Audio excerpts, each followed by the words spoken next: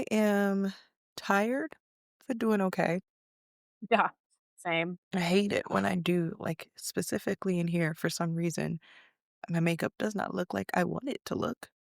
But then I look at the It's always video on the and it looks day. fine. Oh, that's good at least. Yeah, it is always on the day. It's like, Yeah. today I need you to be like on point. And it's like, I'm going to look terrible today. You're like, thank you for that. All right, we are media and let's go.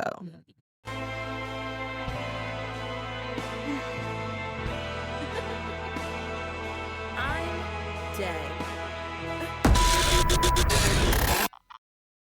All right. Hello and welcome to another episode of the Basically Unbothered podcast. Yay.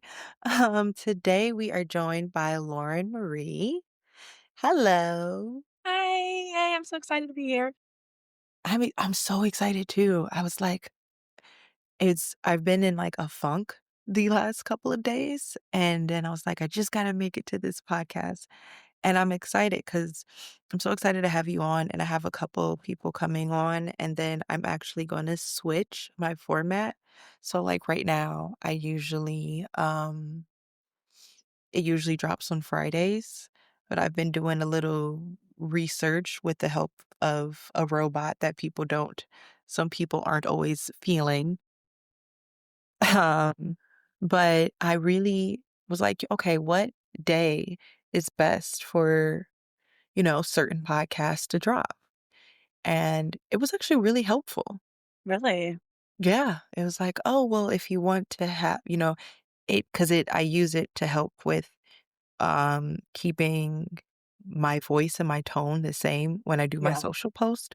So it gets to see like episodes and things like that. And so it'll say, well, because you have this podcast, these are the days where podcasts normally drop. This is where we would recommend for you to drop. But here's another day. And so I've decided that I'm going to drop the podcast on Wednesdays now, Love. just from everything that it gave me. It said something like, oh, yeah, Wednesdays are a good spot because Monday and Tuesdays, people are just so focused with like the beginning of their day. But Wednesday is the day when people are running errands and wanting indulgence and having more time to listen to podcasts. And I was like, Yeah. okay. And then it was like, if you want to do Thursdays, Thursdays work because on Thursdays, sorry, I'm going to take this one out. On Thursdays, you get to, what was the word that they said? You don't have as much competition. Oh, okay. Like, it was very in I need to depth. do that. I was like, it took me forever, and I've been posting on Fridays, and I thought that Fridays was a good, like, Yeah. "This is a fun podcast, Fridays would be good," but then I always wondered about, like, how do people feel Saturdays, Sundays? Are they really listening to podcasts? You know what I mean? Yeah, totally. That's so interesting because I recently changed my posting days from Wednesdays to Fridays. I'm like, maybe I'll switch it back. Well, I don't know, like, give it all your deets, and it'll let Yeah. you, "Oh, I'm bleeding." That's funny. Sorry. I like was making the tea and they have like a water spout and I'm the most accident prone person that I know. And so I was closing it and it fell on my finger. My gosh. And I was like, oh, that really hurt. That sucks. And then I just looked down on it. It was like, oh, it's bleeding a little bit. But yeah, I would just like give it, I try not to use it for anything. I'm a big proponent of using it ethic ethically? Sorry, my brain is like, "How do I say this word today?" But I've always been like the hard part is that I am a writer, but I'm also a business owner, and those 2 entities feel very differently Totally. about, you know, ChatGPT and stuff, and I try to use it in a way that's ethical and that I'm not using it so much, and I don't use it to, like, I'll use it for my blog post. I'll use it to, and I'm very careful with it. I was like, give me a light edit that still keeps my tone. But my heavy editing for my books and things like that, I don't use it.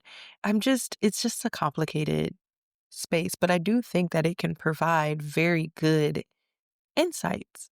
Totally. I have a very I know that people don't like AI, and I also feel like AI, the umbrella term, it's like, yeah, well, there's all these apps that use AI for no reason, like, that's different than, like, Mhm. asking ChatGPT to help you. I also feel like since I'm very big into working specifically, like, with Black women and women of color, like, I'm not in support of making Black business feel like they have to do it all when that is a resource Yes. that you can use. Like, I'm sorry, if everyone else is gonna use it, we should be allowed to use it too. You're not gonna make me feel guilty about making running my business easier. Like, I'm sorry, but I'm not subscribing to that part Yeah. of the argument. Like, obviously, I don't use random AI apps, like, I don't use it to make my grocery list or do something that I can do by myself, but Mhm. I will use it to cut hours out of my day and make Mhm. my business run easier, and I feel like that's, like, I've earned that right. I feel the same way. I've talked on TikTok a couple of times about how, like, even in the author sphere, like, it's definitely white male focused in general, but it's still very a white forward, like, sphere, and so Mhm. when you're a person of color, especially a woman of color, in the author world, it's really hard. Your book could be amazing, and it's really hard to sell people on your book, which is why a lot of people go the indie author route, but when you go that, sometimes you don't have as much money because you're not being backed by this big company, and so you can't afford to get your book edited and cover designs and all of these things that you need. And if you use it ethically, it helps to bridge the gap that is a significant gap between people of color and non people of color in the author world. Before you just denounce this thing, think about how it can help everyday people, small business owners, indie authors, podcasters. The site that I use uses AI to create clips for me. Do you know Yeah. how much time that saves in my day? Yeah, totally. I do the same too. I'm like, "I'm sorry. I don't feel bad about making my life easier. I'm doing enough ethically in the world and who I am as a human Yes. being that I'm not gonna allow someone to make me feel guilty about one thing that I'm using to make my life easier." Like, blame corporations. Don't come pointing your fingers at me. Honestly, I feel the same way, and I've also had conversations because for my big books, Olympic War and Phoenix War, I used a graphic created by AI way before I was designing these books back in, I think 2023 is when the first book came out. So, like, Mm. back in 2023, before the conversation was even a real conversation, I found this cool app and I was like, "Oh, I don't," for the record, I asked my brother, who's a graphic designer, to help me design it. And he was like, "Oh, okay." And then he never got to it. And I had nothing else. And I also learned from my brother that graphic designers use AI. So, like, when you're contacting these graphic designers to do your book design or whatever, they're using AI too. So Yeah. I use it in the same way. I have the image, and then I've designed my cover specifically for me based on that image. And to me, that's like the ethical part. I'm not just taking this image and being like, "That's it." I'm like, "No, adding pieces, making it, feel like a thing." And book design is more than just an image, but people get so, like, upset about it. And I even tried to explain that AI is just trying to replicate our brains because they're Yeah. like, it pulls information from all over the place and it doesn't cite it or whatever. And I was like, that's what your brain does. Yeah. Literally, literally, and it's, like, the same as doing research, like, again, I get it, like, I've seen on TikTok an ad for, like, an AI app that, like, shows you how to cut an onion, like, yeah, you don't need to use AI for that, you can go on YouTube and learn it, but for Yeah. things that are, like, real, I think it's okay, like, honestly, I'm such a firm proponent for when we talk about, like, climate change and all of that. I'm like, "Stop blaming the individuals when we know the real impact is coming from a handful of corporations." Like, I we need to turn the perspective elsewhere. Oh my god, if you look up how much water Coca-Cola uses a year. It's so funny because people are so, like, into AI and how much water is being used for AI. The water that is being used for AI, by the way, which is significant, but again, they're not coming from the everyday users, they're coming from the big, big companies, is still less water than Coca-Cola uses a That's year. crazy. Yeah. So that's why I'm like, you guys are brushing the surface with this argument, and I'm unsubscribing because it's not aligned with what I'm. Yeah, I've always told people that the real argument is about regulation and not getting rid of it. And when you're focused on trying to get rid of AI, you're missing the bigger fact of that things need regulation. And because you're missing it, by the time it's coming to really need it, because you're fighting a losing battle. Yeah. It's like fighting against computers. Everybody fought against computers. It was a losing battle. Instead of fighting a losing battle, why don't we pivot and start working on regulation early so that the things that you are afraid of have like people are like, I don't want someone to use my image. Oh, guess what? It's a computer program. If you put regulations around it, guess what it can't do? Yeah. You're Totally. getting mad at a computer program. Yeah. But that's my little soapbox that I sit on. Um, but it's just crazy. Oh, before we get into our pop culture roundup, do you want to introduce yourself? We got into this whole conversation. Do you want to introduce yourself? Yes. I'm a Lauren Marie. I'm a neuroscientist. I'm a subconscious reprogramming expert. I work with Black women and women of color, all women, but I tailor my content and my teachings to specifically speak to the lived experiences of Black women because that's something that I have found. I've been in the personal development space for over 6 years now. I've been a coach for almost 4 years now. And I just found that specific to our lived experiences has been severely lacking. So Mhm. I help women rewire subconscious beliefs, generational beliefs that get passed down and reinforced through life experiences, parental experiences, systemic experiences to create a wealthy and abundant life. I'm all about creating rich Black girls. And when I say rich, I mean in all areas of life, not just physical cash money, although that's definitely one of them, but rich in love, rich in friendships, rich in self love, just feeling like everything in your life is overly abundant and doing that mainly through neuroscience backed methods. But I am a spiritual girly. We do love a little woo woo also. So it's a good Love a little bit of woo combination woo. of the science and the woo. So that's a little Mhm. about me. I love it. I am also very woo woo.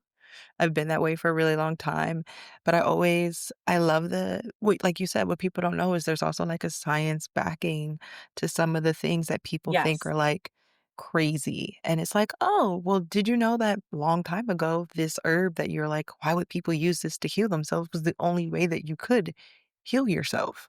Yes. And people are like, I don't wanna it's even funny. My dad he's a little bit more he likes to call spiritual. I like to think of it as more religious because of the things that he won't do.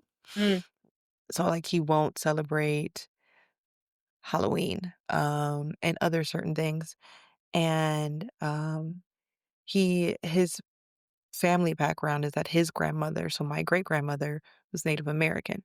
mm, Whoops.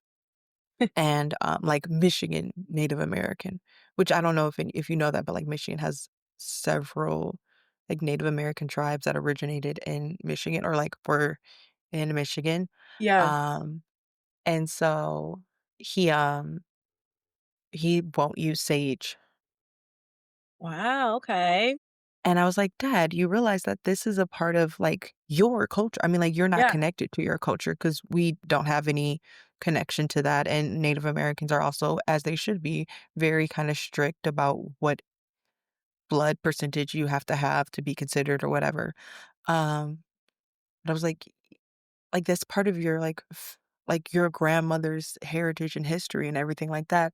And he's just so afraid. And those things as well are backed by a little bit of science. Like there's research into the scientific effects of burning sage and people just don't understand that part yet. But I do love a mix of science and woo woo. I Yeah. think that they blend way more together than people think that they do. 100%. That's what made me like I was always into the woo and I didn't need science to back it up to validate it for me. But once I had started learning so much more about like the neuroscience connection and like the physics and quantum physics connection and realizing like actually every single thing fully can be backed by science. Like, is it extremely complex quantum physics? Yeah. But that Mhm, is it hard to understand for some people? Of course. But that doesn't mean it's not true and, like, scientifically proven, and I just that's, mhm. like, my favorite thing about it because I think it's so cool that to me, it's like, what more do you need? Like, the science backing, the woo backing of people's experiences, like, it's giving truth. It's giving It's facts. giving that it was there the whole time. Yes. It was Agatha the whole time. Yes. No, I agree. Even with crystals, people are so afraid of crystals, and I'm like, do you realize that this is just coming from vibrations from the earth? Yes. Like a crystal is a formation that has been in the earth, and depending on the vibration that it gives off, depends on how it can help heal you. And that is just science. Literally, when people were like, "What is a rock gonna do?" I'm like, "Well, everything in the world that exists is made up of atoms that are vibrating at different frequencies, and the frequency of which it vibrates can attract the like frequency. And so if you have the vibration around you, you can match your vibration to that. Like, why is Mhm. that woo-woo? Because the word vibration makes you think it's fake, like, it's real. It's Yeah, science. but it's we were me and my friend were talking about this last week about how like even like Christianity has gone so far from what its original purpose was. Yeah. And I think that's a lot of it, you know what I mean? Like people just now regurgitate what they hear and don't consciously think through it themselves. Yeah. In the military, we call it drinking the Kool-Aid. Yes. Like, believe it or not, some of your people when you're in boot camp or when you're outside of boot camp and you're doing your training will be like, "Do not drink the Kool-Aid." And you're like, "Wait, I'm here and I'm supposed to be in this culture." And there's like, "No, no, no. Think for yourself still. Don't drink the Kool-Aid." And so many people they just take the jug and just chug, chug, Yeah. chug. It's so crazy. But we are going to get into our pop culture roundup. Our first topic is Megan Trainor comments on her weight loss. Okay. I don't know if you've seen this in the media a lot recently. I did. I saw a clip the other day of her, like, on a podcast talking about it. It was like someone else had clipped it, and then people were getting mad. Mhm, At first, I was like, "Okay, this is another situation where someone lost a bunch of weight and then said they, like, walked 10K steps a day." But then when I was looking more into it, I know that she said that she was on a GLP-1 after her 2nd baby, which I don't mhm. know how long ago she had that 2nd baby or anything like that. Like a year ago, probably, a little Okay. over. Because my thing is, like, if you're gonna be on a GLP-1, just be on one and tell us. Like, that's my biggest pet peeve is when the celebrities are on one and then they're like, "I've just been eating really healthy and, like, tracking my Yes. macros." I'm like, "Girl, that doesn't make you lose 100 pounds in 3 months." I it's funny when the podcast was Saltfish and Side Eye, me and my cousin had a conversation about that, and I was like, "I don't give a shit what women do with their bodies. Whatever you do with your body is your fucking choice." But, pero also, just be honest about it, not for yourself, but because you have so many people who are watching you and looking at you up to you and who are gonna think that if they walk 10K steps or if they just count their macros, that they can get there, and that's not true because as successful as it is, GLP-1s are not natural. Yeah. You like, it's and GLP-1s were originally created for people who have diabetes, Yeah. and so you people are gonna be expecting to drop this much weight as you did, and they don't realize that I used to be a personal trainer. So you lose naturally if you're working out 1 to 2 pounds a week. So it's gonna take, like, forever. Let's say you lose 2 pounds a week. That means that 10 weeks, which is, what, 2 months? 2 and a Yeah. half months? you're gonna only be at, like, 10 to 12 pounds, or sorry, that's a lie, like, 10 to 20 pounds, Yeah. which is n you know, we're not that's not that sig I mean, it's significant, but it's not the Yes. and that's only if your body responds every single week, and your body doesn't always respond every single Yeah. week. And so, that part really frustrates me, but I will say that the frustrating part is that people's expectation that because when she was 19 years old, she made all about that bass and, like, embraced her body, that she has no right to choose to wanna look differently or wanna Yeah. live differently 10, 15 years later. Like, you can embrace your body at all places. Totally. I just find it like I still just never really understand why people are that attached to the people's bodies at all. Like, why do you care if someone's big, skinny, medium? Like, why, if someone was big, now they're skinny, or they were skinny, now they're big? Like, why do we as a society care so much? I'll Mhm. never understand. To one, care at all, but two, to care so much that you're gonna go online and like make a video about it or leave comments about it. Like, It's what else insane. is going on in your life? Like, nothing, apparently, if this is how emotionally attached you are to it. Literally nothing. No, it's I mean, Lizzo had the same thing. I think that part of it is that,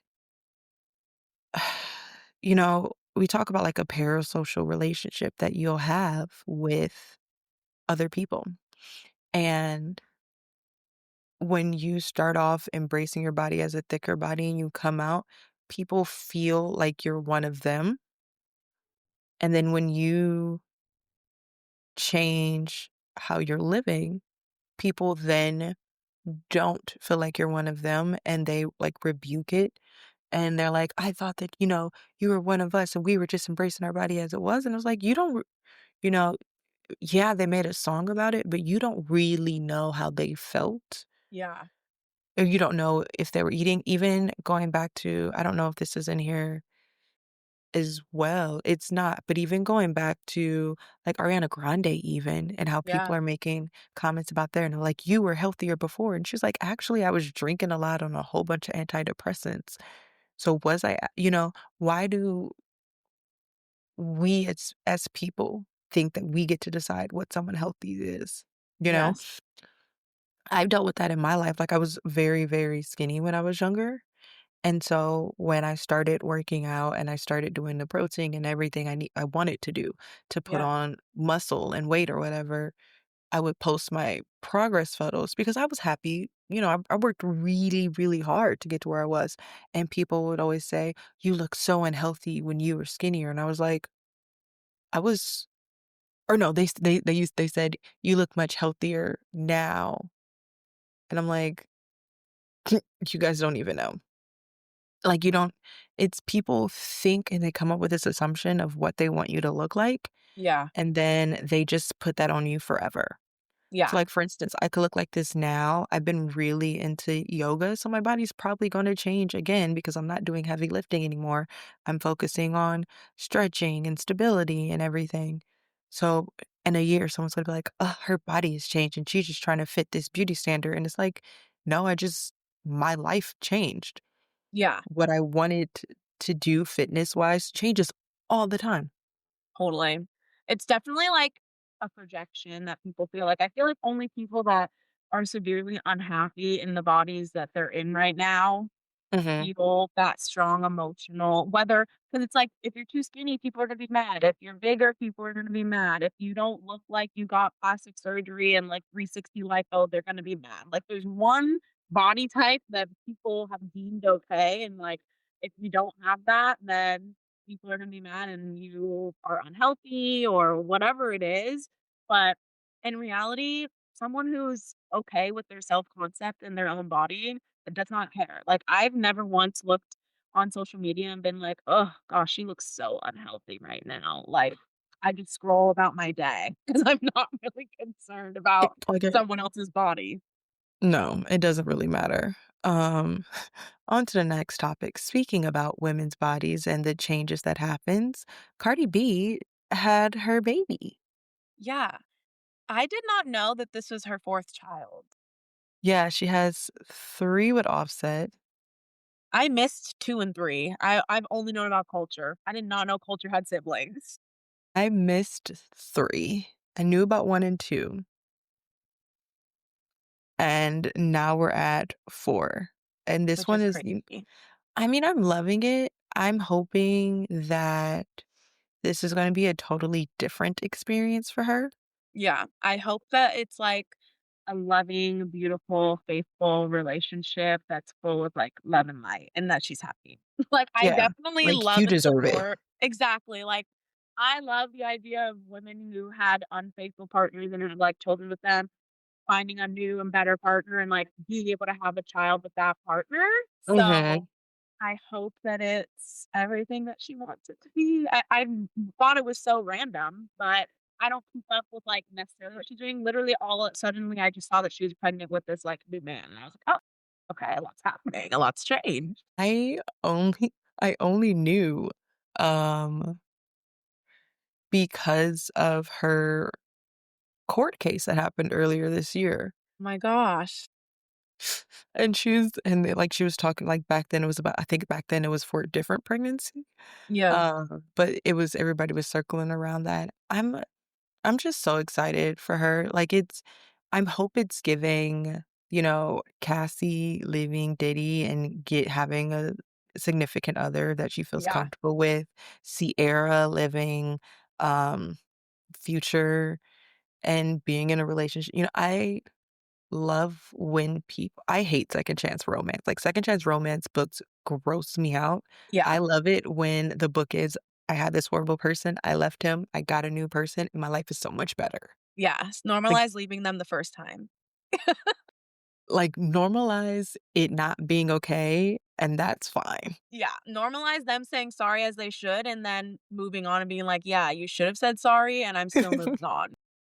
I had that recently in my personal life. There's an ex, I forget what my cousin called him, gas man or whatever. Like, we were really good, and then all of a sudden we just weren't, and he, like, ghosted me and pretended that he didn't care about me and was like, "You love me, but I don't love you," and all of these things, and it was like a back and forth for months, right? And then recently he reached out to me and he was like, "I did you so wrong.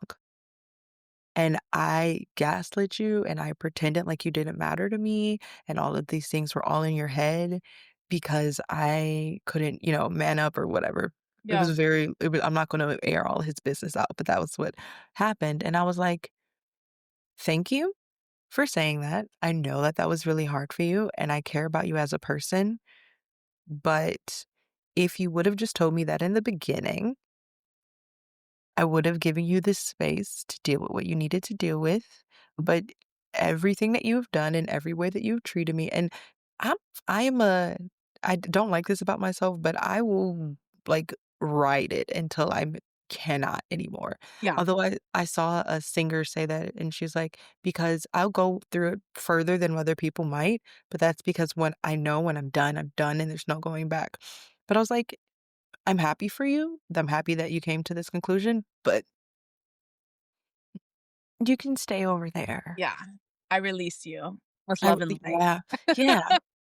Like, I truly wish nothing but the best for you, but I don't ever wanna normalize that. I used to be like that. I don't ever wanna normalize that anymore. Yeah, I don't want 100%. it ever to be a thing that I think about, and so, like, that's what I'm hoping for Cardi B, is that she is no longer gonna accept Yes. this whatever. All right, our next topic is Adele, who I love. I Yes. love Adele.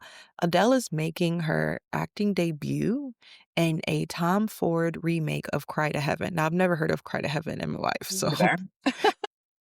I'm gonna have to look it up. That sounds Um, like a slay. I'm excited to see her acting. I'm excited. It was Cry to Heaven was a novel Okay. by the author Anne Rice, published in 1982. Okay. But I mean, the cast looks pretty cool. It's gonna have Nicholas Hoult, Aaron Taylor Johnson, Adele, Ciaran Hinds, George McKay, Mark Strong, Colin Firth, Paul Bettany, Owen Cooper. There's a lot of I'm Period. not It's yeah, a lot of it's men. it is a lot of men. No, like, if you could see the photo on Deadline, it's just showing a whole bunch of men and Adele. It's Yeah. like men of different ages and stature and Adele. That will be I'm curious and excited to see. I feel like people are haters of people becoming actors, but I personally am like, let them try. Who knows? I feel like if you're creative, you can do other things. Like especially Adele, like especially singers. Like if you're a good singer, part of singing is acting and conveying Like the emotion of the song to the audience, so I think mhm, they kind of go hand in hand if you're good at that, like, not every singer is good at that. I think Adele certainly is, so I think mhm. she's probably gonna kill it, and it'll probably be iconic, honestly.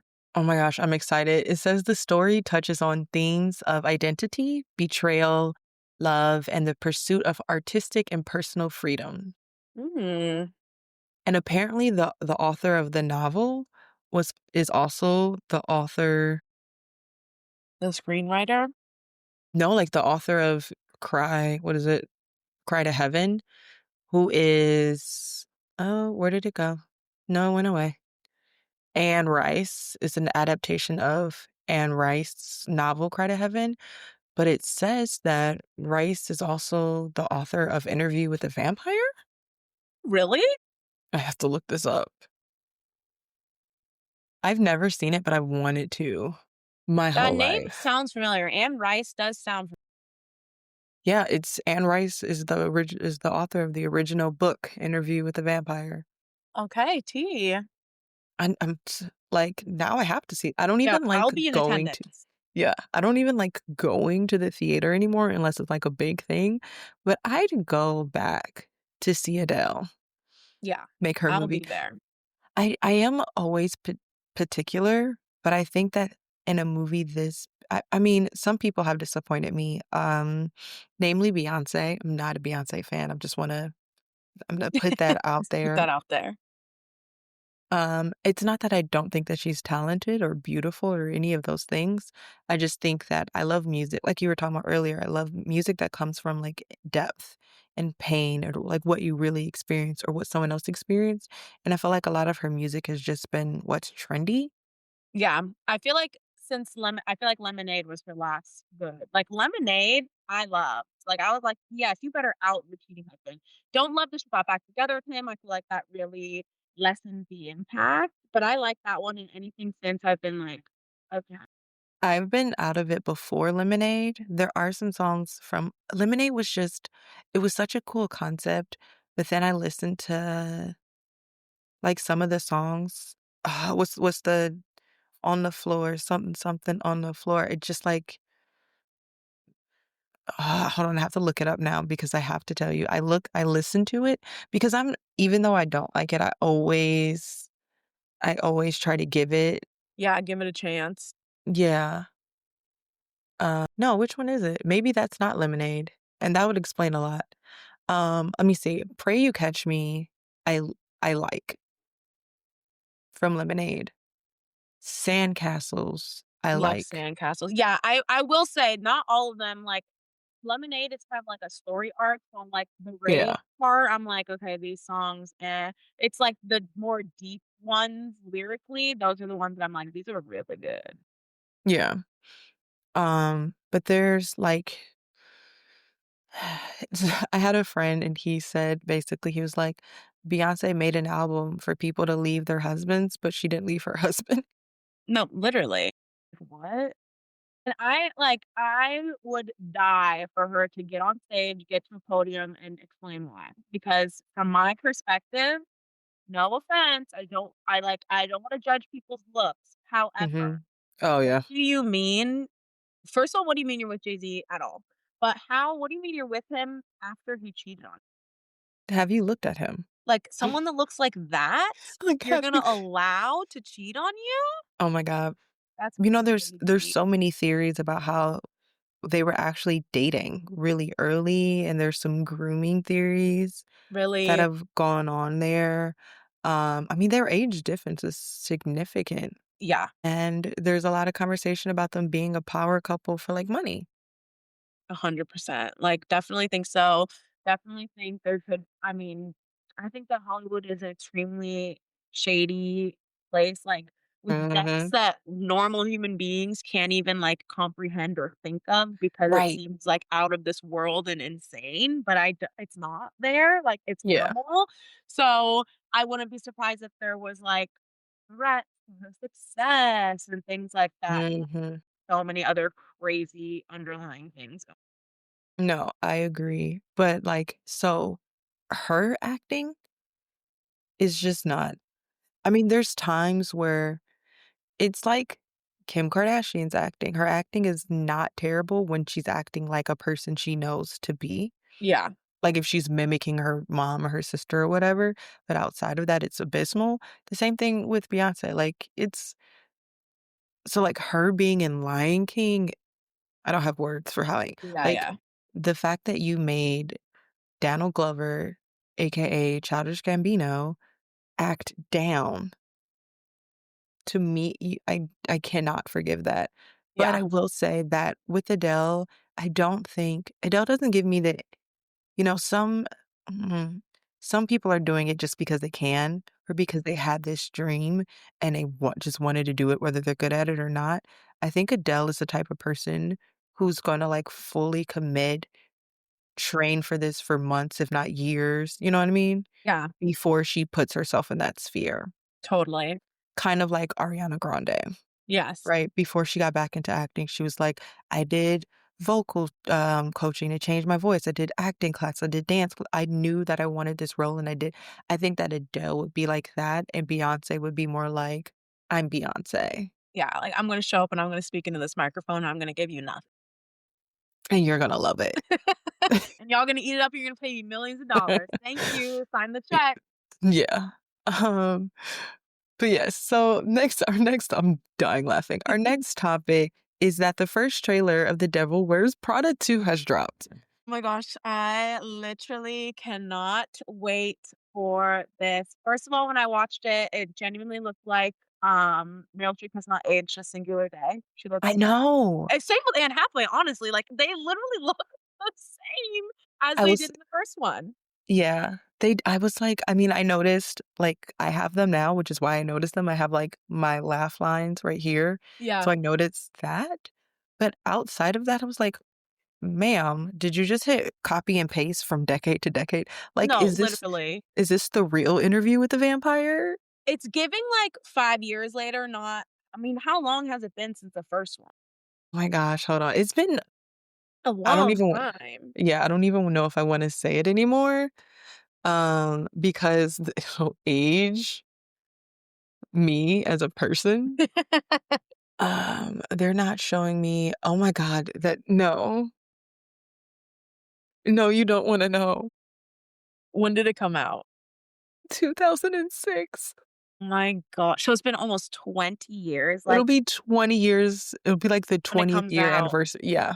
And it's so crazy because literally Stanley Tucci, Meryl Streep, and Anne Hathaway, all 3 of them look like they've aged max 5 years. Dude, Stanley is my god. Every Love movie that him. he's in, I love him. Yeah, he's an icon. Burlesque? I want a remake of that one, honestly. I read Or not something a that there was remake, like, a continuation. yeah, like, I mean, this is hard, though. I think I wanna be clear, Christina Aguilera is a beautiful, beautiful girl. I don't like to make comments on people's body and weights. Christina Aguilera was the makeup choices that they had to make in the movie was just so innocent, and you could really see, like, her, like, natural beauty, you know what I Yeah, mean? yeah, And it was like, coming off of all of her heavy makeup and heavy, hair and everything like that, and to just see, like, kind of a more natural bare gorgeous. She's never looked prettier in her life than in that movie, and I'm not saying that she doesn't look pretty, but she's so unbelievably beautiful in that movie, like, I'm obsessed with the way that she looks in that. It's like gagging. Like, how do you look this I've said that so many times, like, she's never looked prettier than in this movie, and she probably looks at it and probably hates it, and we're just like, "Oh my gosh, you're so" like, So beautiful. I don't think I've ever seen someone look more pretty in my life than she does in that movie. Literally, it's like one of those movies, you know how in so many movies, the main girl has so many guys that want her and you're kinda like, "Why?" Like, in that movie, it makes sense. Like, yeah, of course, every Twilight. single straight man here no, literally. Like, in Twilight, I'm like, "No one appreciates I love you, like, I think you're hot and iconic, but you're giving no like, Bella's giving nothing. So Literally nothing. why is everyone and their mothers falling over backwards to ask this girl out? She's not even talking to you guys. She has no interest in you. She literally doesn't speak. Like, what is the appeal? Yeah. No, but she like, in that movie, you could fully understand why Yeah, she like but yes, I'm so excited. Even though the trailer is more like a teaser, yeah, but still, it was the way that I shrieked into my phone is gonna be crazy, so I'm trying to keep everybody up to date with what is going on. I'm so excited. I'm so excited. Okay, our next topic is, our last topic is a recap on All's Fair. Speaking of celebrities trying to act, I don't know if you've checked out All's Fair yet? I haven't yet. Have you? Yeah. Okay, so you know it debuted with 0% Rotten Tomatoes. I did not know that. By the way, I saw a post from Kim Kardashian is way more hilarious than people realize. Because she's kind of like this dry, kind of sarcastic Yes. humor that you gotta be in it to understand. So she's posting her and her co-stars, like, at another premiere at, doing something to promote like, TV show, and then the next post is people talking about how bad it is, and then it's another photo of them, and then more. Okay, Yeah. in fairness, the first episode was terrible. Okay. Like, it deserved 0, like, Yeah. it was terrible, and it was written by, what is his name? He's like he's like this big producer right now, and, Ryan Murphy, Okay, yeah. and the first episode feels like a man trying to write a feminine piece of work, Yeah. so it just feels really kitschy and, like, uncomfortable, and it's so I watched someone talk, like, "It's so dry that I needed to drink water." And mm, it was so dry, it was so terrible, but I'm pretty sure that was the pilot, Yeah. um, 'cause a lot of first episodes are usually the pilot episode, and so it gets better. Okay. I definitely will watch it, like, I've seen clips. I do think, like, I don't know, like, I want to support Kim in being an actress, but she Yes. doesn't give, like, there's not even a voice inflection or, like, a change in her voice, like, it's just so flat and it's really giving nothing, and I'm like, "Girl, is your acting coach afraid of you? Like, why aren't they giving you real tips?" I think that that is the real tip.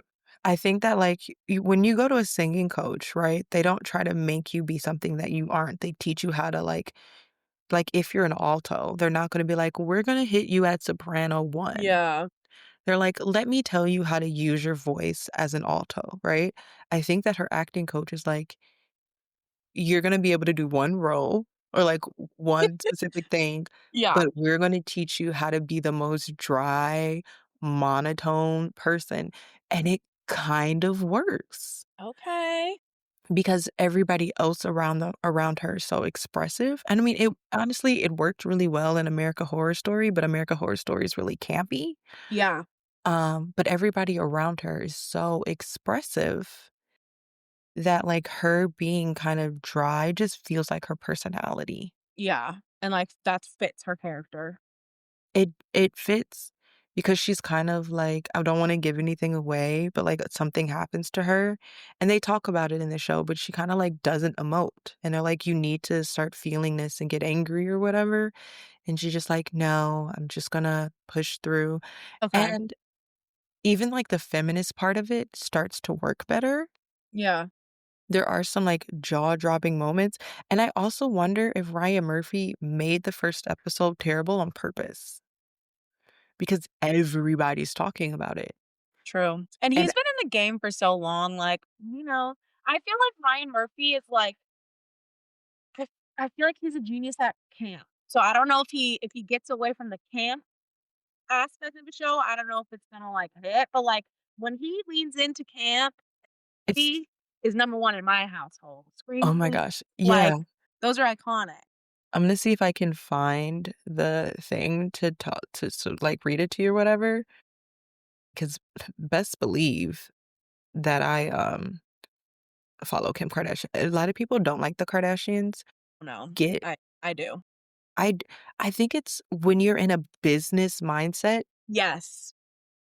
you get it. Like, I'm not saying that I approve of everything that they do, but, like, if you had a family full of business-minded people and they all supported you, you would really like, that's what the goal is. Yeah, 100%. I wrote an article actually about them on my Substack, explaining, like, the masculine and feminine energetics between Kim, Courtney, and Chloe and why there's so much tension between them, and, like, in that, I was like, I am not a hater of the Kardashians, like, I watched them, I learned from them, they are masters at business and marketing, they have created an image that has lasted, what, like, almost 20 years also, like, they're Yeah. still relevant, they're still in your mouth, they're still building and growing, and, like, at the end of the day, that's iconic. No, to not to steal the words, but it's 100% iconic. I don't think I can find the thing, but no, it's 100% iconic. It's the goal. Yeah. Say whatever you want or whatever. Oh, there it is. It's the goal. Someone said Ryan Murphy's All's Fair debuts with 0% on Rotten Tomatoes. The person commented, immediately press play. Some of the worst acting I've ever seen in my life, alongside the most predictable storylines and the most ridiculous styling. I'm obsessed. I need 14 seasons. The styling in this is to die for. All's Fair is Scream Queens, but for wine moms and millennial gays. You just don't get it. Okay, this sounds like my kinda show, I actually need to watch immediately. Actually, it's I mean, it is a little campy. The trigger I haven't watched the one that just came out this Tuesday, but the one last Tuesday, trigger warning on it. But still, it's really good, Yeah. honestly. And it's they have Jessica Simpson was in the episode. No way. Oh, no, it was because they're divorce attorneys Okay. for women. Yeah. When men are trying to screw them out of what they are owed for the divorce or whatever, it's I will say that, it is a thing that's weird and campy that kinda does have me That's, in like, a my chokehold. go-to. Like, I'm the proponent for when I watch a show, if people don't like it, I'm like, "You guys just don't get camp." Like, this is on Yeah, purpose. Like Twilight, when it's people not are like, "Twilight's bad," I'm like, "It's camp." Like, sorry, you either get it or you don't. Twilight, the 1st movie is just terrible. Yeah, Outside yeah. of that, Twilight as the series isn't bad, Yeah. I although mean, as it's a cultural phenomenon. it is a culture phenomenon. I will say, though, I still wish they had different casting, except for Emmett. Emmett was the best they ever casted. Yeah, The best they ever casted. so Alright. good. It was so good. We are gonna get into our next segment. It's one of a new one we're introducing, which is the WTF of the week. Love. Um, have you ever seen The Secret Life of Mormon Wives? Of course. Okay. Are you are you caught up? I think I'm halfway through this season. I haven't finished this season yet. How many episodes are there? 8 or 10? Like, I think it's like 10. Okay, I'm halfway through. I think I've watched through episode. The way that I binged that should I'm be trying s to drag it out so I don't have, like, depression because 'cause I'm like, "I need it. I need it oh my pumping through my veins." oh my god. I wanted to too. I dragged it out for, like, 2 days, and Yeah. then it was just, like, maybe 3, and I was like, "No, I have to finish this." So, you know that Whitney is on Dancing with the Stars. Yes. You know that Whitney got eliminated. Yes, last night. So, it's WTF because is it really WTF or is it, like, deserved? So, a lot of people are commenting on the fact that she got eliminated because the episodes dropped, and And she said, you could see how, like, power hungry she was. And some people are defending her and was like, I mean, she said she wanted to be on Dancing with the Stars, so she's on Dancing with the Stars.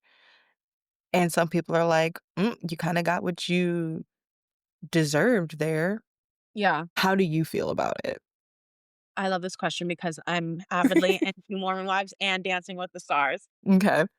I personally have never I don't wanna say never liked Whitney, but, like, never liked Whitney. Like, the villain edit worked on me. Like, even when people have said she had her, like, redemption and stuff in Dancing with the Stars, I feel like I'm a very good judge of energy and character, and I Me just too. don't fuck with her energy or her character.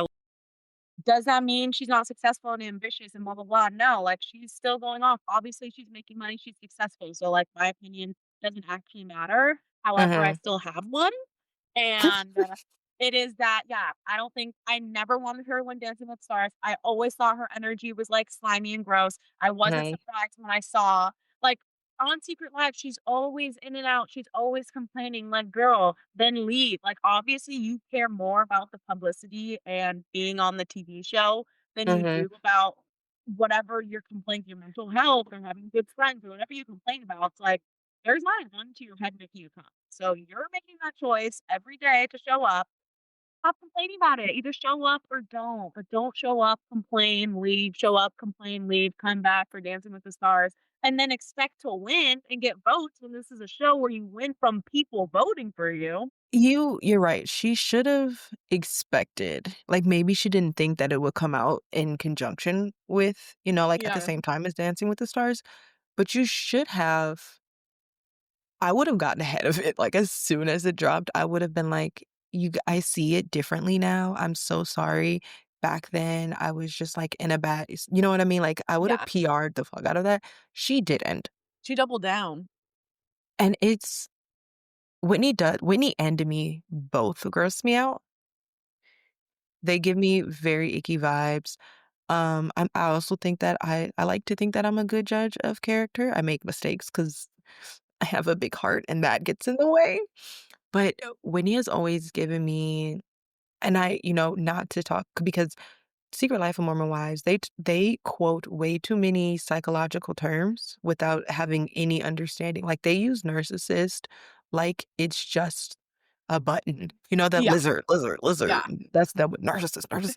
And I'm like, not everybody is a narcissist, but Whitney does give me some very covert narcissist traits. Yeah. But she has the sweetest husband. I know, and it's like, obvious when they'll like, he'll show videos of her being mommy, he's like, "This is the side you don't see." I'm like, "Well, yeah, I would freaking hope she's nice to her kids and is a good mother, but you can't just be one thing. You can't just be a good mom and then a bitch to everyone else you know." Yeah, and, like, even the controversy she got into and I think that that's what people forget, and which is a blessing for a lot of people is to not be able to remember all the things that someone's done, but a lot of Yeah. people forget the controversy of her baby struggling in the And hospital, then yeah, and then her doing that dance. Like, and that's it's weird. that is weird. I That's would say it was very, very weird weird. I would say it's weird for anybody. Yeah, and anyone in their right mind, first of all, if your baby is in the NICU, why is recording a TikTok even on your mind? It Second of would all, if you're using the excuse of like, it's my way to distract myself in the way that I have fun, like, why are you setting up your phone in front of your baby that's in its like box and Right, like, dancing? that's the part, like, if you were, like, in a bathroom just kinda doing it by yourself, Yes. I would agree with it more. But you just kind of, like, using your baby for clout, like, I want you to know that not even Kim Kardashian herself did that. So, think about And Kim Kardashian has openly said that when she was younger, all she wanted was the clout, right? Yeah. Even in her brain, she could recognize that her baby shouldn't be. Now, did she sell her baby's pictures? Yeah, but as is her right. Yeah. But that's different, you know what I mean? Yeah. Like, your baby wasn't suffering. Your baby Yeah. wasn't sitting in the NICU, and usually when parents sell their this is what a lot of people don't know, but usually when celebrity parents sell their baby's photos, they put it in an account for the baby. Mm. And And I a lot also feel like, the paparazzi is gonna get a picture of your 'cause baby at some anyways, point. you might So as why well don't move you get on. ahead of it? Yeah, but honestly, there's so many I know that the mom talk is known for dancing, but there's so many ways you could have shared that information. Like, you literally could have just been sitting in front of it with the baby and been like, oh, sorry, a service dog is just walking past me, and he's the cutest thing, and I can't concentrate while he's so adorable. Sorry, he's so cute." Um, but yeah, it's just like, you could have just been in there holding her baby and like, keeping your baby's head covered and holding her and doing something like that, but it's a common theme for Whitney to just care only about it, and again, I like the Kardashians, so get your bread, but Yeah. you do have to have a moral and ethical, like, line, and Whitney just doesn't have it, and also in her, like, interviews for this season, she's so cringe. Really? I haven't watched any of their interviews. Not like not that, but, like, the Oh, in the, like, confessionals? yes, the confessional. She's so cringe.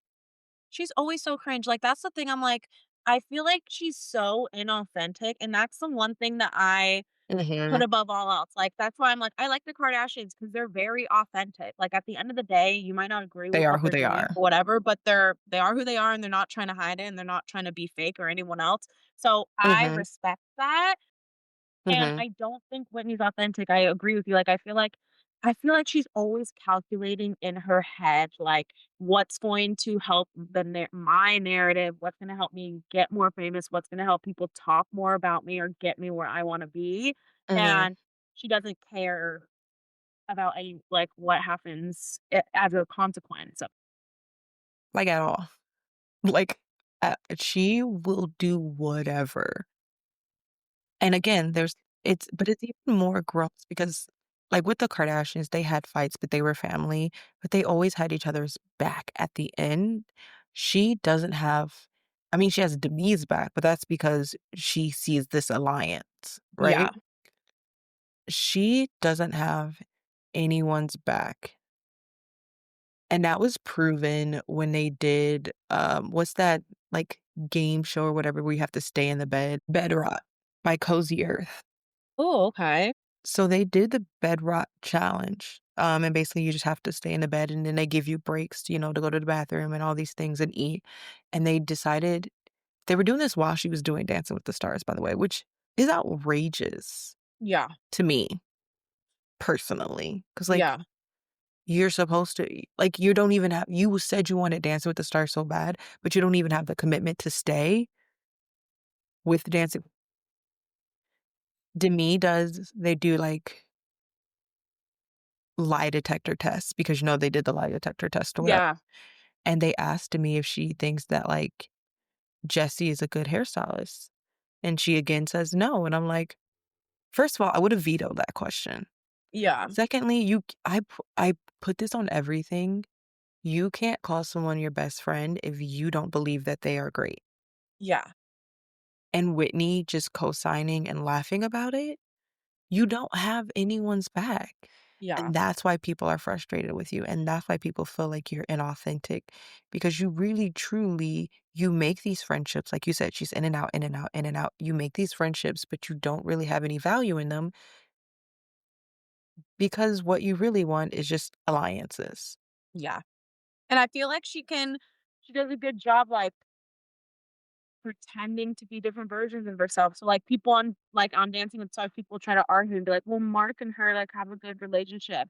I'm like, I don't doubt that when they're rehearsing, she's pretending to be a different version of herself than she actually is. Like, why would she need to betray Mark or be catty with him? She doesn't. It's again, covert narcissism traits. right? Yeah. Like, it's still all about you, but whereas, like, a overt one, you can tell. With a covert one, they're very good at hiding it in different people and everything, and when they get seen, like Whitney does, they bounce and then go find someone else who can't see it.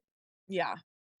So, I'm happy. I'm I'm so sad that happy she got I'm eliminated. so happy because Jen leaving was really sad for me because people were really hard on her.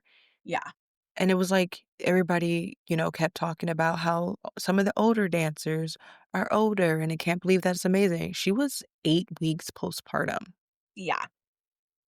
And Which I maybe honestly think I don't think she should have been on the show. I don't think she should have like, this season. I think that she should have waited Mhm, and gone on a different season. I don't think like, I think it's extremely impressive and insane that she did it 8 weeks postpartum. mhm. However, I think that that was not actually the best decision for her. I agree, but then it was so hard because then who else did you pick? Yeah, true. Like, it makes sense that they cast her and obviously she wanted it. I just wish she would have been She like, would've waited. yeah, and been like, "I really wanna be on it, but I am 8 weeks postpartum, I don't think this is the time." Like, I would love to be considered for next season, and I think they probably would have had her on next season, and I think that would have been better for her. So, like, I feel like that's sad too because I just feel like the timing was not It right for Yeah, her. the timing wasn't right, but I don't have tears about Whitney leaving, She honestly. I needed think to. you reap what you sow, and I'm very, big about this, about, like, natural consequences. And people are always like, "Revenge, revenge, revenge." I don't need revenge because whatever you did is always gonna come back to you. And I 100%. think as whether people feel a certain way or don't feel a certain way, Whitney got hers. Yeah. Is she a very talented dancer? Yeah, I think it was unfair that she was on being, like, you majored in dance? And she had ballroom experience, which, like, other people before have been on that, like, did dance, but ballroom is obviously very different. But, like, Mhm. if you have literal experience doing ballroom dancing, what's why that's why it's also, like, I've seen people saying, like, "She hasn't improved since week 1, she's just been good the whole time." But other people are actually improving, and that's what's actually impressive. Yeah. So, Oh, good riddance. See ya, girl. I was so happy to see that this morning that she me was too. Woke up, saw it on the drive here, and I was like, "Winning." yeah, Hashtag winning. thank God. Um, all right, now that we got all of the fun gossipy stuff out the way, let's talk about you. Let's talk about money mindset and all the cool fun stuff. Woohoo! Okay, where should we start? Where do we start? Okay, a lot of people are quoting. Where are my notes? I wrote notes. A lot of people are quoting, money mindset and everything like that. And I think maybe the first, thing to start with is like the misconceptions and the things that, TikTok is a really good place sometimes because it gets so much information out there, but it also makes people who are wrong famous. Yeah, totally. So, I guess maybe explain what like money mindset really is and what like some of the common misconceptions that people have about it are. Okay. So, money mindset. First of all, everyone already has a money mindset. Like, it's money mindset is not something you need to like create for yourself. It's more of aligning your money mindset with what your money goals are. And something Mhm. that I have qualms with is that I feel like everything online is very surface level, very basic, and a lot of people repeating the same thing over and over. And I mean, I'm sure some of my content does repeat some of that stuff over and over because it's like level. You gotta start with the surface level and then go deeper and deeper. But Mhm. I feel like a common misconception is that people see that surface level stuff and think that's all there is to do. And then they do it. And then they're like, why has nothing changed about my money reality? Like I'm saying the affirmations that people are saying. Like the main thing I always see is one affirmation and saying things like, Mhm. I'm rich, I'm a millionaire, I'm wealthy. I I love any personal development, money mindset stuff I see online because something is better than nothing. However, Mhm. I'm very results driven. I'm a scientist. Like I want to see the results. I don't want to just like run the experiment and get nothing. So, and I want people to see the results. Like, I get excited about the idea of people actually applying it and actually seeing results. 'Cause I'm like, "Yes, you see the magic now, like, it's actually working." And so affirmations like that don't work realistically. That's something that you do when you've already, like, gone to the root cause of your money beliefs, and now they're just trying to reinforce. But when you say, "I'm rich, I'm a millionaire," Mm, that basically just goes in one ear and out the other because based on neuroscience, you subconsciously do not believe that, and mhm, therefore saying that is like throwing a rock at a wall. Like, it's just gonna fall down. It's nothing's going to happen. So, first thing, misconception is saying affirmations is gonna make you rich. It's mhm, not. Affirmations are a tool that when added to a bunch of other tools can be really powerful, but mhm, affirmations alone are not going to drastically change your money reality. mhm, Another thing I always see is a lot of, like, budgeting tips and, like, financial tips, which mhm, again, great. It everyone should be financially literate, like, you should learn about budgeting and investments and having an emergency fund and all that, like, you should be aware of all of that. mhm, However, a lot of those tips, and right now I'm doing a series called White People Money Tips to Unsubscribe From if you wanna be a rich Black girl, mhm, and a lot of those tips do not take into account the actual financial, like, realities that people are in. Like, mhm. people say, "Stop buying coffees every morning and you'll be rich." The $5 coffee is not the problem. I'm so glad that you say that because not only is, like, I'm not well versed in money mindset. I do spend a lot of time in spirituality and affirmations, but like workable, thing is because it's like a whole mindset shift, right? So to me, actually not getting those $5 Starbucks is telling your mind that you aren't living in a money mindset and you are actually living in a deficit. And to get money, you need to live in a deficit.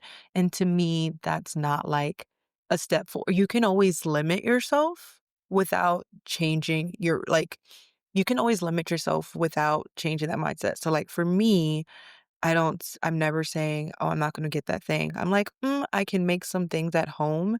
And then I love the indulgence, right? Like on Sundays, I go get my pumpkin spice chai and I get my egg bites from Starbucks. And that's my indulge, you know what I mean? Like, I'm Yeah. still keeping the mindset of I can do this.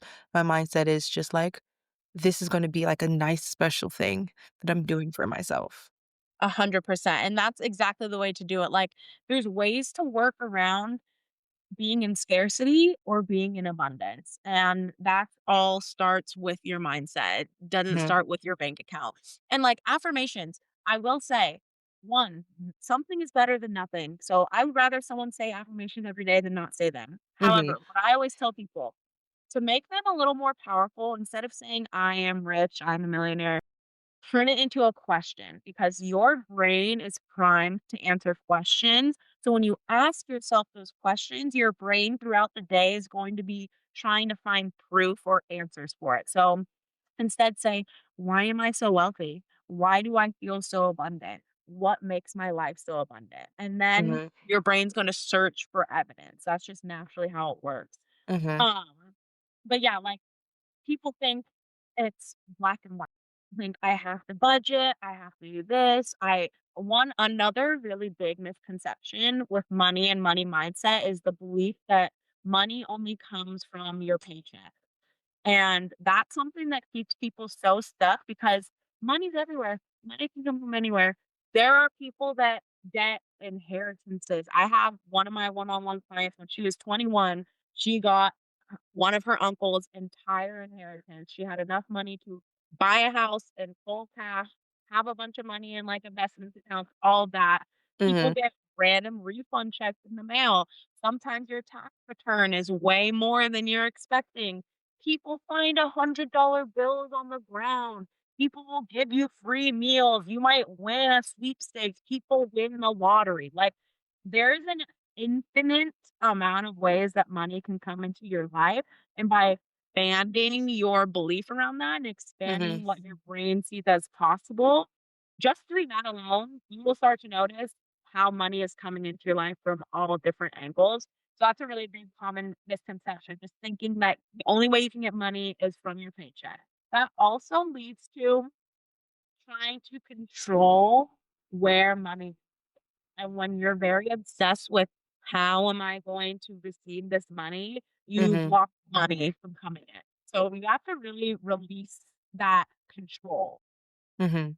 I think that that's one of my big issues is that I'm in a place right now where I'm trying to break. Like we talked about last week, like, I don't know if you heard last week's episode, but we were talking about breaking generational traumas. And I'm in a place right now where I'm trying to, break some of those and break some of the cycles and also the ideas that come from the cycle. So, I've been on a journey for a while of breaking away from the 9 to 5 and actually allowing who I am and my creativity to come forth. And Yeah. it's not been easy, I will be honest and say that I've lost a lot of things. I'm going to have to file for bankruptcy soon, but in the same token where I'm having that lack, sorry, someone's like dancing outside of the window. In the same token that I'm having that lack, I'm also saying, I'm not gonna work towards this, like, paycheck being the stream of my income. I'm gonna work towards my creative endeavors being able to fund me. And I don't Yes. know what that looks like, and I don't know when it's gonna happen, but I will say that, like, breaking away from this job, this paycheck has to be the thing. Because 'cause I'm not just saying I'm super into tarot readings. My last tarot reading that someone did for me was, like, a wealthy person is going to come, and that's another thing, like, a wealthy person is going to come into your life, and I've never been like I don't like the dependence of money on another person, Yeah. but they're like, "Well, I meant a significant other," and I did a tarot reading for myself yesterday, and it had the same kind of like, "This guy that you've been dreaming for," and, they're like, "You're going through all this stuff," but you're right, you have to stop thinking that it can only come from one source, because if you think it comes from one source, you are limiting your openness, like, almost like if you are a house, right? You're only keeping one window open, and you need to keep all your windows open to get that full breeze of energy. Yes, 100%. I definitely like that is a big one. And the other one that I see come up a lot that I feel is very relevant for Black women and women of color is being Mhm, afraid of debt and like having such an attachment to debt. And like, I just I am not afraid of that. Like, to me, when you have the belief that no matter what, the money is going to come, maybe it's not gonna mhm, come on the timeline that you're expecting, but mhm. before you get laid to rest in your grave, the money will come. Why would you be concerned about having debt? And obviously, it depends. If Don't you're be like me. yeah, if you're like $200,000 in debt and like have people knocking on Mhm, your door, maybe try to try to figure that out, but there's even options like filing for bankruptcy, doing things like there are still resources that are mhm. available, and being open to that is really important, especially, like, creatives and entrepreneurs, like, it's time to get comfortable with having debt, it's time to get comfortable with knowing you might carry a credit card balance, and as long as you're paying your minimum, it's gonna be okay. Yeah. No, I definitely agree with you. I think I took it because my situation changed drastically, I took it too far, but you have to also understand that, like, anyone who's built anything outside of their parents giving them money had to build it starting at a deficit, Yes. and that's just a thing. While you're talking about that, I do wanna talk about, how to build a money mindset, and specifically, like, we're talking about this generational thing, especially for, African American women. How do we break that, like, generational cycle that's happened, and how do we build our money mindset? Yes, okay. Many tips. First of all, the way that you are going to change it forever and, like, really, like, rewire your brain is through Mhm. subconscious reprogramming. So using methods like I use neural energetic encoding, which is a process of, like, literally disconnecting old neural pathways and creating and connecting and reinforcing new neural pathways. Mhm. That's how you are going to literally rewire your brain, and then that's what's going to be because these beliefs and these fears literally get passed down in our DNA. Like, it's called epigenetics. If anyone wants to look more into it, like, trauma and beliefs are passed down through DNA. Mhm. So it's not just like what we hear and see and are told, it's also literally like what is encoding in our body. So subconscious programming is the fastest and most permanent way to do that. Mhm. However, how to start it on your own. One, Mhm. you have to become aware of what your beliefs and patterns are. The first step is always awareness, and it's something that everybody avoids because no one really wants to admit that they have bad money patterns or that they have these beliefs. People don't want to admit, like, growing up, my parents instilled a scarcity mindset in me, and that's not Mhm. necessarily like we're pointing fingers or placing blame or anything. It's just the fact of the matter and It how just it happened. was. It's Yeah. what they grew up with and what their parents grew up with, and it's what's been passed down. So get aware. And I would suggest pulling out a journal and writing down all of the beliefs about money that you remember seeing, hearing, or being told throughout your childhood. And it's really important to focus on first your childhood because Mhm. between the ages of 0 to 7, that is basically when your brain and your subconscious mind develops and Mhm. all of your beliefs get put into place. So anything that happens to you, anything you see, anything you hear in those ages, that's what creates your self-concept and your identity and your beliefs. So you were told or overheard at 5 years old, "We can't go to Disneyland, money doesn't grow on trees, like, we can't afford it." You Mhm. now believe you cannot afford things and that money doesn't grow on trees. I will say that I feel that, you know, intensely, because so for me, it was my parents were like, "Well, you can't have these shoes and these clothes or whatever, but you're gonna get on all these trips, so it doesn't matter." And they were like, even when I was older, there was a scarcity even in, like, heat. Like, Mm, Black people in heat scarcity is like a thing. yes. The fact that you are willing to be cold in your house to save money, it's like the craziest thing. Like, you are willing to suffer. Even when you have the money, like, there are people that I know that have the money that if they had their heat at what it to what would be comfortable, like, actual Yeah. comfortable, would be fine, would be more than fine, and they still have that mentality. And then one of the biggest things that I've learned is that, and I don't know how I got it, I don't know where this mindset came from, but having money, I equate with evil. Yes, totally. That I feel like that's a really big one, like, because you know, the the discourse is like, "Billionaires are bad people," like, there's no such thing as Mhm. an ethical billionaire, and all that stuff. I'm like, "Wealthy people are bad or selfish," and etcetera, and Mhm. while that could be true for some individuals, it's not because they're wealthy. It's Just because because they of were their bad character. It's individuals. because Yeah. they're bad people. Detaching that concept. So getting Mhm. aware of, like, what were you told growing up? What did you experience growing up? And Mhm. then being aware of your own beliefs and language. Like, when your friends invite you out to dinner, what is going on in your head and what are you saying? Are you saying I can't afford that? Are you saying that's I too am. expensive? Yeah. Like, those things can be true, but there's other ways to reword it. Like, for me, if I'm in an era where I'm trying to save money because Mhm. like, that's the thing, like, money mindset, I'm not saying go spend, spend, spend. You gotta spend in alignment. So for Mhm. me, I when I'm, like, trying to create I don't love the word budget. I always, with my clients, use the word abundance plan. If I have an abundance plan, I will decide when I create that plan what is in Mhm. alignment for me to spend on and what is not. And then you have to hold on to those boundaries that you set for yourself. So if someone were inviting me to something that was not in alignment, I would literally just be like, that's not in alignment with where I'm putting my money right now.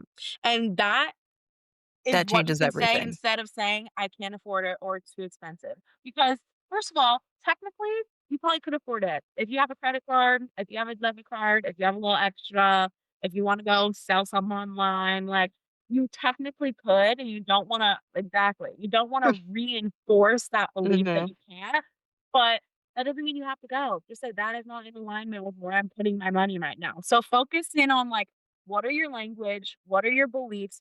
Because that's gonna tell you where your subconscious mind is at. Like, the things that just come out of your mouth without you thinking about it are what your subconscious beliefs are. Those are the neural pathways that are just running on automatic mode without you having to consciously be aware of what you're doing. And by changing your language and, like, taking that moment of pause, you're gonna mhm, create new neural pathways that are in alignment with the abundance money mindset that you wanna create, and you're gonna mhm. start quieting that scarcity money. Yeah.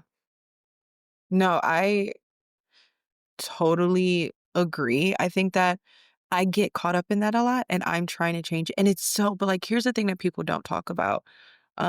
It's so hard. Yes. It's not an easy thing to do, and it's not something that's another thing that frustrates me about the TikTok stuff, is it's not like you go to bed, you say these things, you wake up, the next day you have one. You like you were saying about conscious reprogramming, like, it takes time. That's one of the things that when I pulled my tarot cards yesterday, it was like, this all started with this, situation with a guy that you were drawn into, and that led to this, and that led to everything falling apart, and which was the Tower card, and if you guys don't know anything about tarot, the Tower card literally means everything is falling apart, and I've never lived in my tower energy more than in this moment in my life, like, everything around me is legit I really wish I could make it up. It's legitimately falling apart, but the beautiful thing about it is that it does it because whatever foundation you've built wasn't a foundation that was stable. It was a foundation that you built because you were just learning or you were just growing, and, Yeah. the whole major arcana of tarot is a journey. And then, when you start like the Fool's Journey in the beginning, you're just kind of getting in touch with it, you know what I mean? And when you're just learning, you're not building the right foundation. You're building the foundation based off of the knowledge that you have. But Yeah. to get to your actual final goal, you have to really do work of tearing yourself apart so that you can rebuild yourself in the right way. 1,000%. I always say, like, at the end of the day, you have to be consistent. And again, like, I'm a neuroscientist. It's everything I do is proven and backed by neuroscience. And they say Mhm, it takes 10,000 repetitions to create a new neural pathway. So mhm, you have to be on it. And that's why I love coaching and like why that's where I see the power in long term coaching because a lot of people need that accountability. A lot of mhm, people need that support to be able to check in with someone every single day and be like, I've done the things that I need to do, and this is what I'm struggling with today. This is what I'm doing good with, and to continuously keep it on the top of your mind. That's also why most of my like courses, my main course, Rewire for Rich, gives subconscious reprogramming tools, and it's 21 days because 21 mhm. days to start building a new neural connection, you need at least 21 days to do that. And Yeah. so everything is set up to provide the consistency because at the end of the day, that's what you need. You need consistency, and it's normal for people to fall off, and it's even Mhm, more normal for people to stay off when they fall off. Like, getting back on is the hardest part because people feel like they lose progress, it's not worth it anymore, I have to start from the beginning, mhm. and with this, it's not starting from the beginning. That neural pathway is still there, you just have Mhm. to start reinforcing it again and activating it again, but if you fall off and you lose 3 months and you don't do it, just start again. Just get back on it. Just get back Just on it. yeah. We're getting towards the close of this. But I love that you have programs. You know what? I love a lot of life coaches are like, you gotta get it and you gotta get it now. And that's not the reality of life. Like life is riding a bicycle. You're gonna fall off. You gotta find a way to get back on. And when you adapt that mindset, you don't feel so bad about falling off because you realize that that's part of the process. And Yes. after you get through that process, that you can get, then you can get into like eventually you'll get it. I was having a conversation with someone about medications, and it took me really long to get medicated for my depression.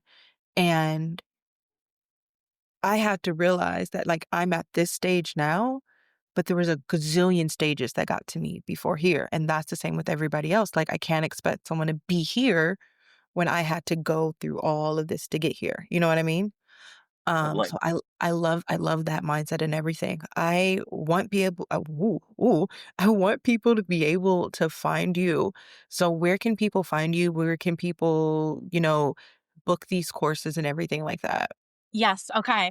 Social medias, if you search Elevate with Lauren, Elovate, on Instagram, TikTok, YouTube, or Substack, you will Mhm. find me. It's I'm a like, black "Do I girl with follow a big you on afro. Substack?" I just started my Substack, so that's a newer one, but I will be Okay. posting more on there. So Elevate with Lauren on any of those Mhm, social medias, I will pop up. And then my website, New Elevation. So that's where you can mhm, find the courses, access to work with me one on one. You also can just send me a message on TikTok or Instagram, and I can send you the links if you have any questions. My course, Rewire for Rich, is only $44. I always say it's less than two cocktails on a night out. mhm, I'm very big on acceptable pricing. That mhm, course, I've had women manifest $3,000, a new car. I had someone manifest $50,000 for house renovation. So mhm, definitely will probably make that money back at the very minimum.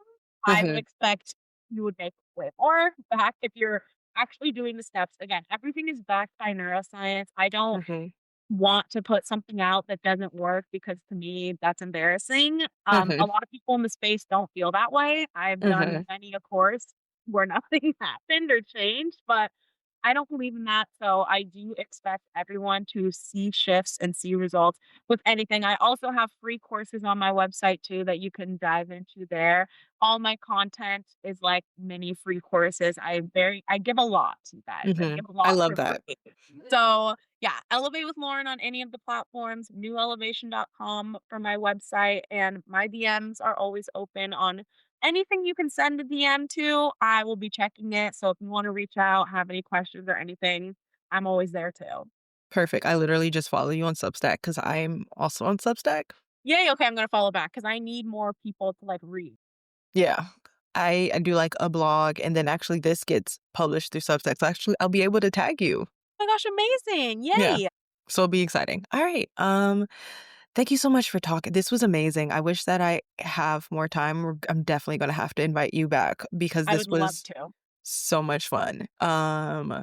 I'm so like, I'm just like, I can't wait to edit this episode now. I know. I've had such a good time. Thank you so much for having me. This has been Oops. literally my bread and butter, like talking about pop culture, Secret Lives of Mormon Wives, Dancing with the Stars. Like We this are is like a kiki. we're vibing. Yeah, But yes, also thank you guys so much for listening. I will make sure to tag your social medias in the summary or the show notes for this podcast, and I will see you guys next time. Bye.